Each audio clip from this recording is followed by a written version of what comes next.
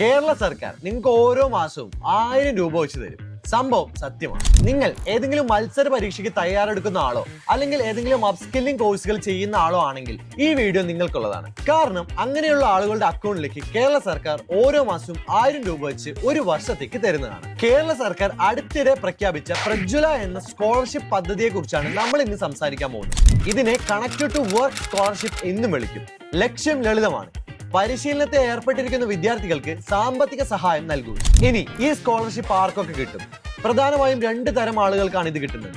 ഒന്ന്, PSC പോലുള്ള ഒരു മത്സര പരീക്ഷയ്ക്ക് തയ്യാറെടുക്കാൻ കോച്ചിങ്ങിന് പോകുന്ന ആളുകൾ. 2, ഏതെങ്കിലും സ്കിൽ ഡെവലപ്മെന്റ് കോഴ്സുകൾ ചെയ്യുന്ന ആളുകൾ. ഇങ്ങനെയുള്ള ആളുകൾക്ക് ഒരു മാസം 1000 രൂപ വെച്ച് ഒരു വർഷം 12,000 രൂപ വരെ നേടാനാണ്. ഇനി ഇത് ലഭിക്കാൻ നിങ്ങൾക്ക് വേണ്ട യോഗ്യതകളെ കുറിച്ച് പറയാം. 1, നിങ്ങൾ കേരളത്തിലെ സ്ഥിര താമസക്കാരനായിരിക്കണം. 2, 18 വയസ്സിനും 30 വയസ്സിനും ഇടയിലായിരിക്കണം നിങ്ങളുടെ പ്രായം. 3, വാർഷിക വരുമാനം 1 ലക്ഷം രൂപയിൽ കൂടാൻ പാടില്ല. കൂടാതെ മറ്റ് കേന്ദ്ര സംസ്ഥാന സ്കോളർഷിപ്പുകൾ വാങ്ങുന്നവർക്ക് ഇത് അപേക്ഷിക്കാൻ കഴിയില്ല. ഏറ്റവും പ്രധാനപ്പെട്ട കാര്യം ശ്രദ്ധിക്കൂ: ഇത് അപേക്ഷിക്കുന്ന ആദ്യത്തെ 5 ലക്ഷം പേർക്ക് മാത്രമാണ് ഈ സ്കോളർഷിപ്പ് ലഭിക്കുക.